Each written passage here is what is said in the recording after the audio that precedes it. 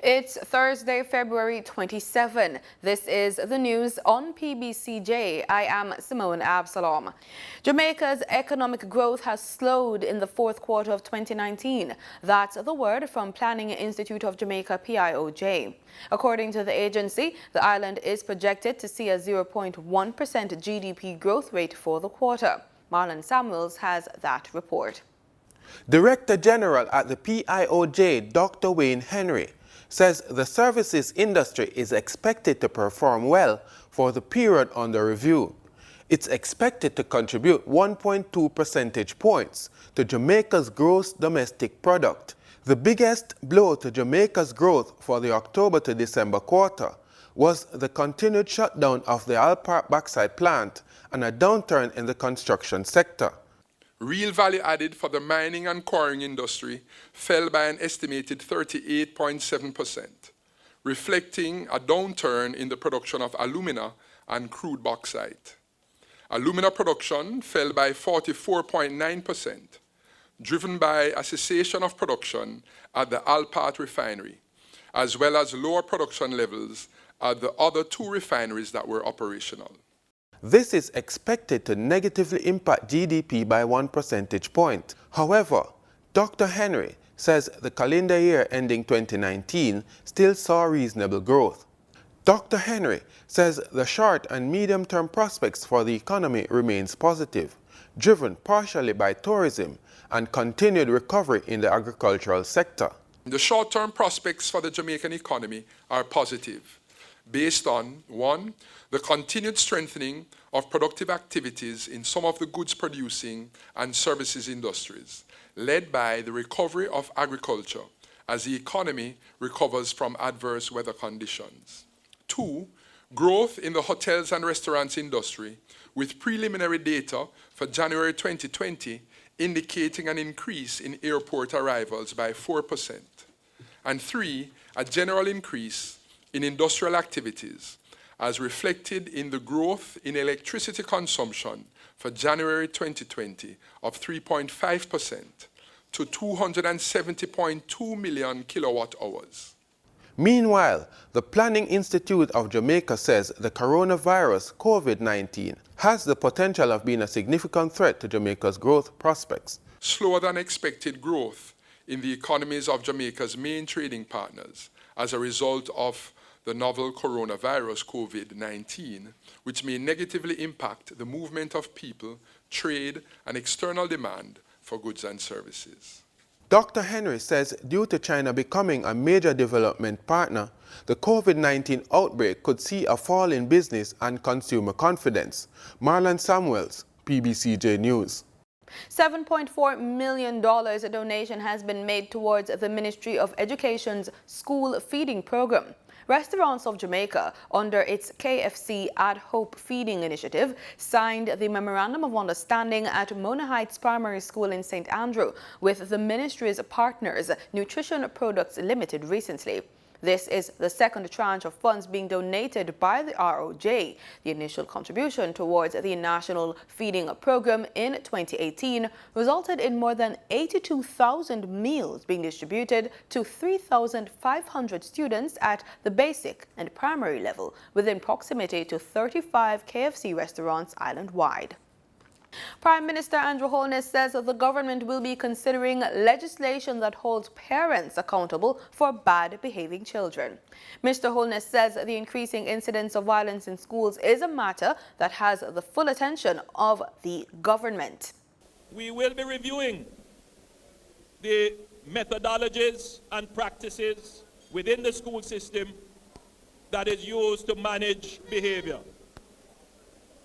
And where necessary, we may very well have to introduce new legislation to hold parents to account.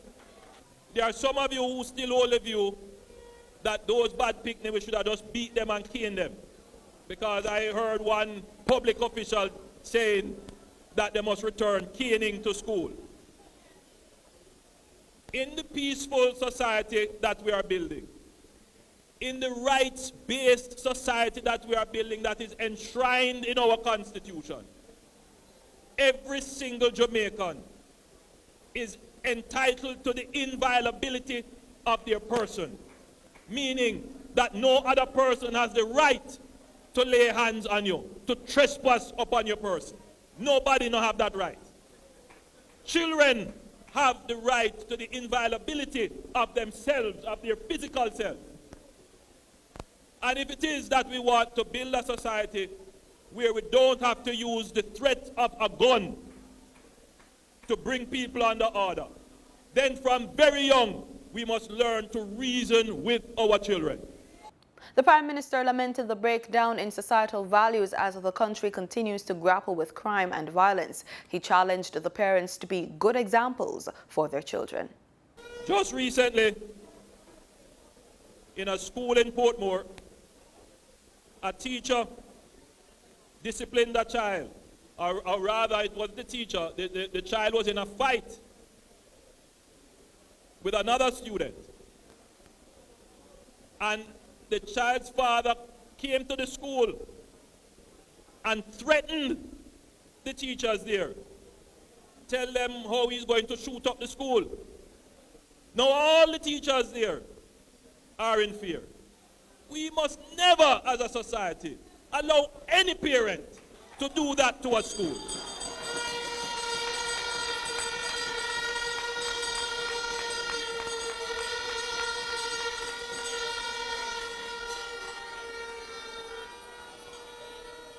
And I am indicating from this platform that I will be having a special word to the commissioner, that that parent must be found and an example made of him.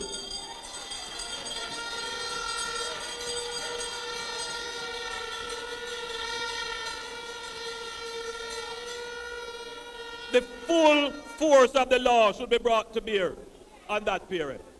Mr. Holness was speaking at a Jamaica Labour Party Area Council 4 meeting on Sunday. Trade unionist Danny Roberts says Jamaican workers have a right to work in a safe environment that is free from sexual harassment and discrimination, and that at the heart of the issue must be the emphasis of the social partners in promoting dignity and respect among all categories of workers. Roberts says that protecting workers from sexual harassment is a fundamental human right issue, and employers are legally liable to protect their workers by taking all reasonable steps to prevent sexual harassment. He says while the sexual harassment bill contemplates the development of sexual harassment policies and other measures to combat sexual harassment, the fundamental issue is the orientation of sexual harassment training that promotes activities and behaviors that should be encouraged in the workplace. Mr. Roberts was addressing a recent meeting of the Association of Consultant Physicians of Jamaica at a symposium on ethics. Jamaica is seeking geographical indication, GI, from the World Intellectual Property Organization, WIPO, to protect the country's Blue Mountain coffee brand from counterfeiting activities globally. The issue has been a top of agenda for the Jamaica Coffee Exporters Association and other relative groups. JAMPO's President Dan Edwards says it is among a raft of initiatives currently in the pipeline to grow the island's coffee industry, including the development of new coffee products and expanded production.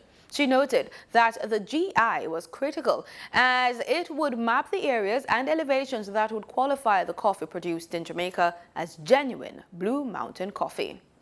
The local cannabis industry is being forecast for rapid growth next year. That assurance from Jamaica's Cannabis Licensing Authority, CLA.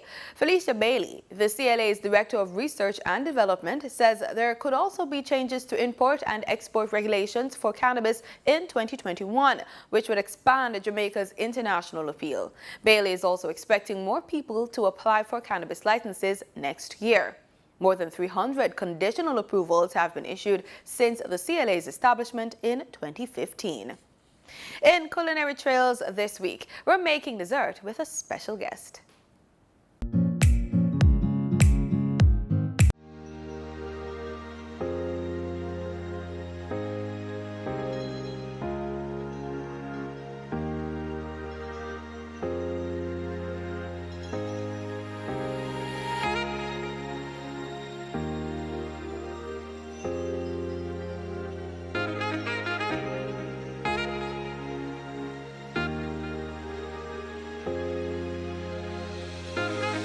I was hungry to learn what can we do with food and where can our imagination go. So the more you do it, the more you kind of learn things. And if you have a good heart and a good spirit, you are going to learn and succeed in what you do.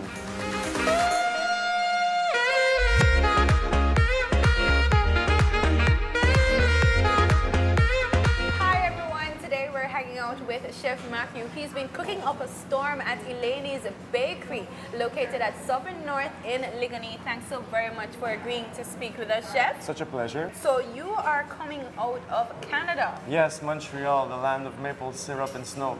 Yeah. How did you get started in cooking? I started cooking professionally. I was 16, 17. I've always cooked. My mother was a great cook. My grandmother was a great cook. Cooking was important for us in the family. So I always had the privilege of eating and having good flavors in what I would eat. Since then, I had a little rough patch in my youth, and I discovered cooking through my rehabilitation. So at what point did you get paperwork and started working in some of those noted restaurants that I've seen you being featured in? Exact. So cooking is a journey. It's like horseback riding. When you start, you're all right. You learn the basics. You learn how things function, machines, products. And as of the years go by, I was very hungry to learn and to go in different directions. I was curious. I was hungry to learn what can we do with food and where can our imagination go. The more you do it, the more you kind of learn things. And if you have a good heart and a good spirit, you are going to learn and succeed in what you do. And then when you are good in what you do, people start asking you, would you like to work there? Would you like to do an internship there? Would you like? So I would always say yes. Yes, yes, yes, yes, yes. And I would build a big luggage of knowledge. And then now I can say, after my last experience of opening my restaurant, Jellyfish, it's the first time that I can actually say that I am a chef now. So Jellyfish is kind of our name, right? Crudo and Charbon is the style of restaurant in which we go in the direction of. So Crudo means raw, Charbon means charcoal. So we have the contrast of the raw and the cooked, a little bit of Asian with Caribbean, Latino flavors, and everything very sharing. I was always very intrigued about cultures, language, knowledge that you don't learn in school. What is an ackee? You know, what is a breadfruit? What is a, you know what I mean? But it's only by me coming here that I've discovered this. You're here working at Eleni's. Tell me a bit about the brunch that you've done for Eleni's. So Eleni and I met over social media, and it's a beautiful story. And I arrived here for the first time 3 months ago. The first time that I came here, we had a chef's table, a dinner, which I was showcasing my classical dishes, my Jellyfish classical dishes with Jamaican products. So I wanted to kind of show to people, this is a pear, but this is what my head can do with it. So what are you going to make for us today? I'm going to make you a special grapefruit that people can actually reproduce. It's a sweet grapefruit. So we're going to take the grapefruit, we're going to empty it a little bit, we're going to stuff it with mango custard, we're going to put a kind of topping of sugar that we're going to burn, and we're going to make like a kind of little jewel out of our grapefruit. So we're moving on to the demonstration now. We're going to see what Chef has come up with the fruits. Grapefruit.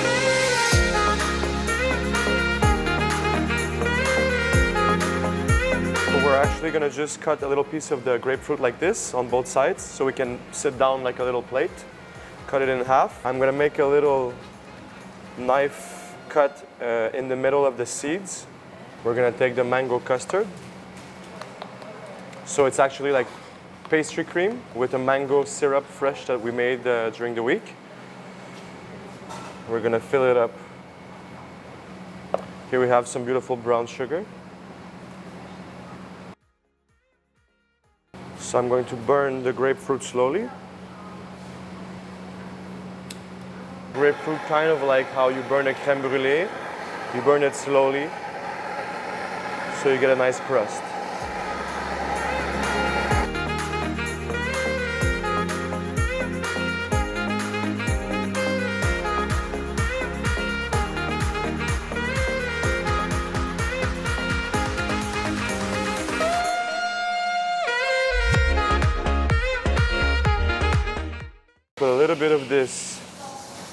pineapple and ginger marmalade. I'm gonna garnish it with a beautiful ginger macaroon, a little bit of fresh basil, edible gold spray, some edible pearls.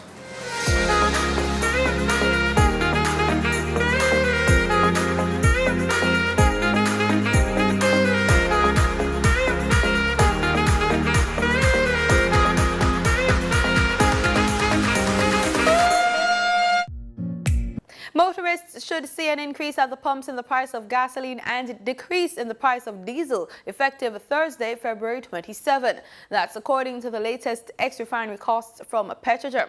87 and 90 octane gasoline will be sold for $130.79 and $133.63 per liter, respectively, up by $3.05 each.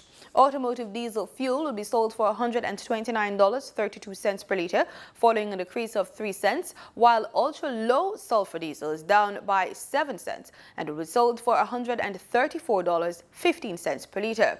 Meanwhile, kerosene decreased in price by 10 cents and will be sold for $108.94 per liter.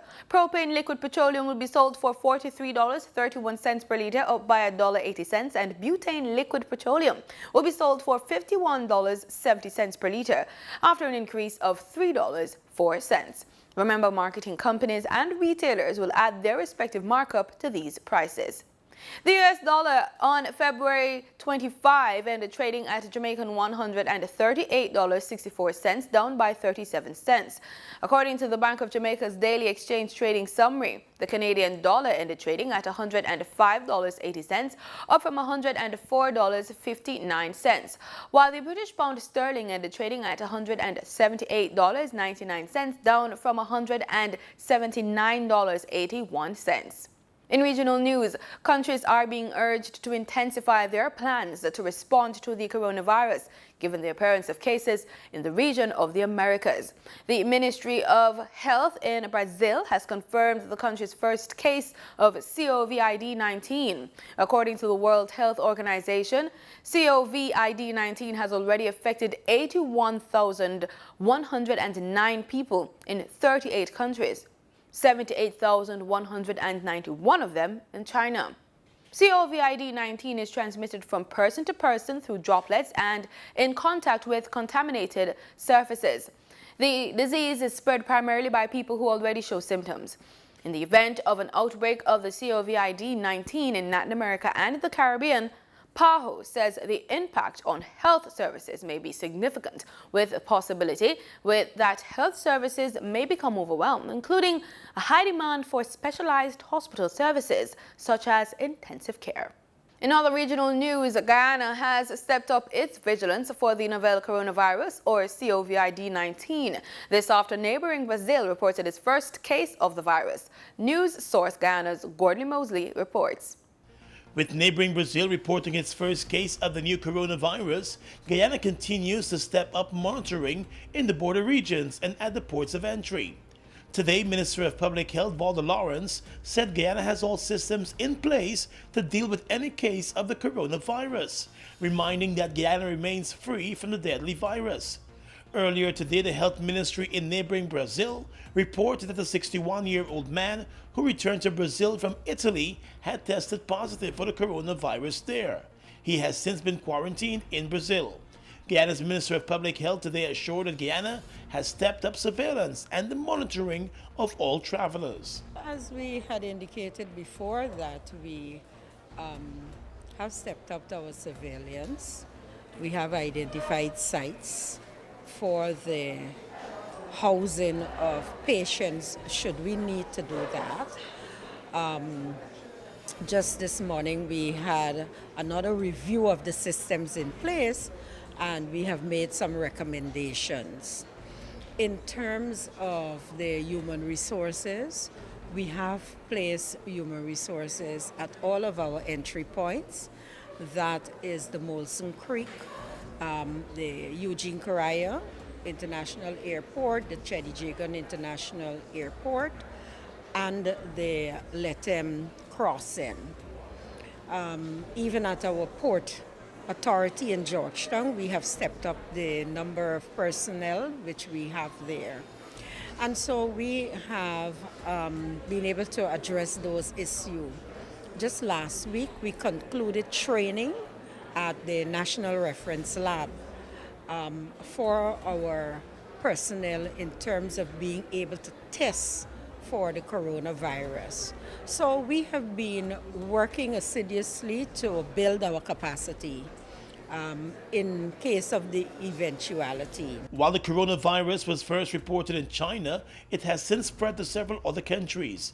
Minister Lawrence confirmed that last week the Ministry of Public Health concluded training at the National Reference Lab for testing for the virus.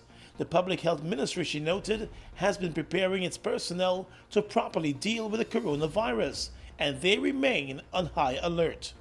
In Trinidad and Tobago, Carnival 2020 is being hailed for being relatively safe and incident-free. Protective services were out in strong numbers safeguarding the revelers.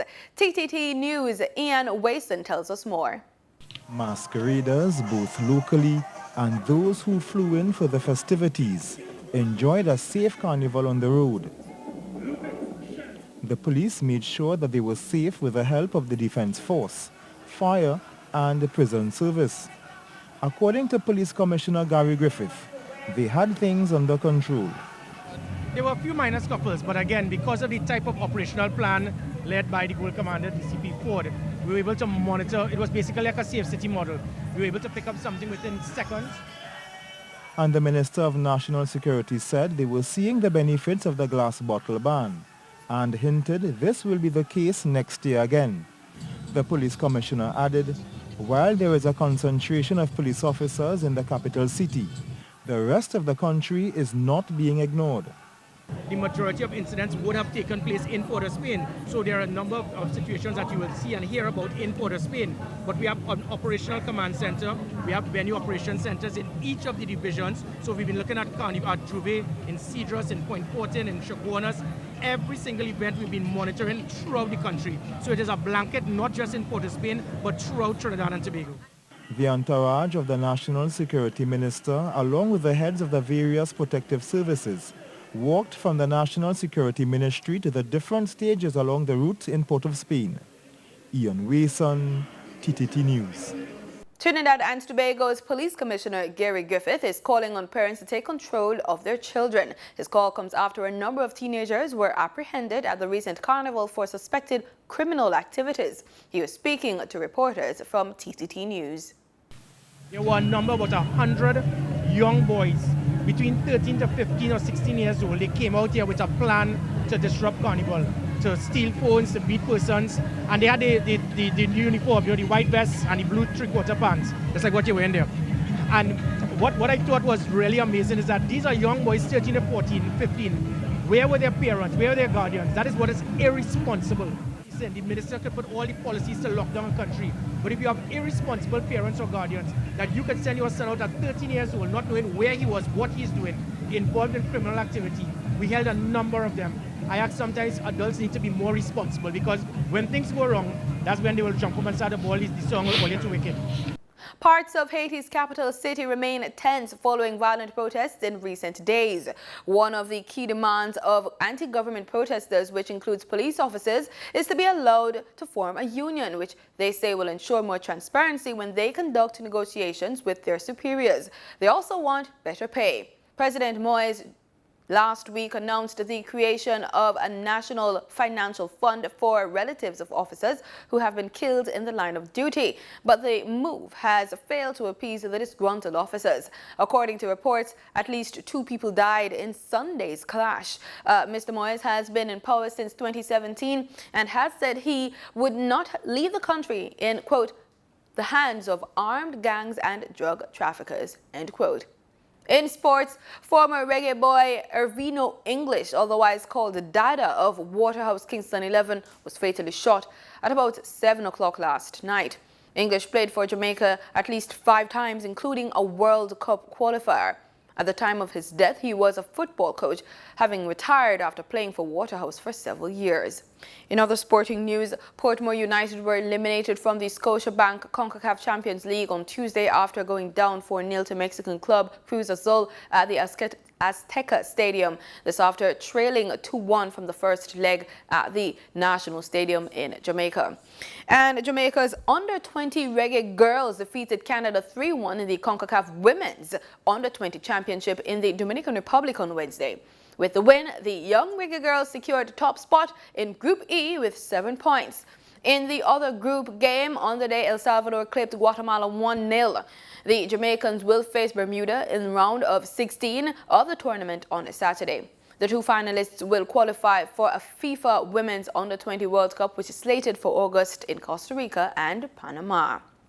In cricket, sloppy West Indies lost to Pakistan for only the second time in the 2020 internationals when they slumped to an 8-wicket defeat Wednesday in Canberra, Australia, in their second match of the Women's T20 World Cup. In a Group B contest, the Caribbean side could only muster 124 for 7 off their 20 overs in a lackluster effort, and Pakistan chased down the target of 10 balls to spare to make a winning start to their campaign.